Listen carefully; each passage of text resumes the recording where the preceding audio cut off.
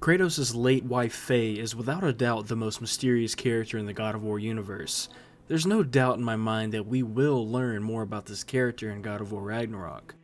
Maybe we'll learn the nature of her death from a reminiscent Kratos, or even about her prowess in battle from Tyr, or how noble of a person she was from Brok and Sindri. But what if we were able to learn more information about Faye, from Faye herself?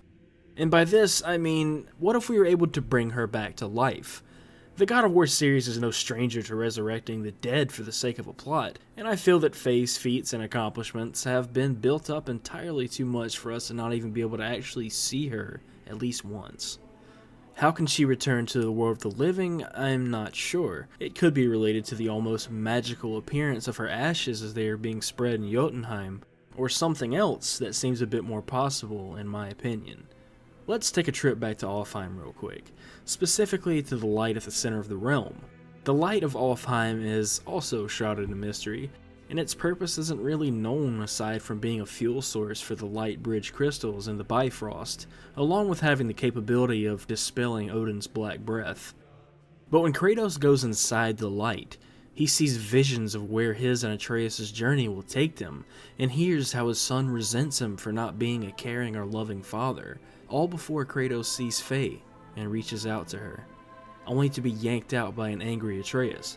Now, there's no way that this was just a vision in Kratos' mind, simply due to the fact that even Atreus said that he felt his mother's presence there. Did Kratos unknowingly find Faye between the worlds of life and death? I believe so. Alfheim is where the journey to the afterlife begins for those who die from causes unrelated to battle. We know this due to the Lost Pages of Norse Myth podcast episode that covers the time frame of when Brok and Sindri crafted the Leviathan axe. Long story short, Brok was bitten by a spider and died instantly, leaving Sindri with the task of recovering Brok's soul before he becomes lost in Helheim. Brok's soul was sent to none other than Alfheim, to the Lake of Souls specifically. How the souls of the dead make it to Helheim was never actually stated, but we can assume that the path the dead take through the pitch-black lake leads to the light of Alfheim that seems to pierce straight through the entire realm. By the time Kratos and Atreus made it to Alfheim, Faye's soul should have been long gone from that realm and in Helheim. But given how strong and resilient Faye was, and how spirits still dwell within Midgard and the other realms due to a variety of reasons that keeps them tethered to the world of the living, it could be that she is somehow able to maintain her place within the light of Alfheim. Another fact that supports this is that Helheim is full. There's nowhere for the souls of the dead to go, and they wander where they can, often ending up back in other realms as Hellwalkers. But how will Faye be able to come back? It's likely been years since she's died by the time God of War Ragnarok takes place. Also, there's no longer a body for her soul to return to, contrary to Brok's situation. Now at this point, I don't think that Faye will be able to come back in a physical sense, but spiritually it is certainly possible. Though only for a short time, just to interact with Kratos and Atreus. Faye coming back as a full-fledged supporting character will most certainly take away from the entire plot and ruin the emotional journey that was the previous game. But for her to share some words with her family, to reassure them that they are doing the right thing when it comes to their next journey, would be incredibly impactful, as we will actually get to see the three of them share that final goodbye, and see Kratos and Atreus become more motivated than ever to push on and withstand Ragnarok. Remember, even in the God of War Ragnarok reveal trailer, Kratos and Atreus' relationship is becoming rocky. Atreus seems to want Ragnarok to happen, to figure out who he is and what his heritage means, while Kratos wants the opposite. He wants to stop Ragnarok from happening, to prevent his only son from fighting with the Aesir gods.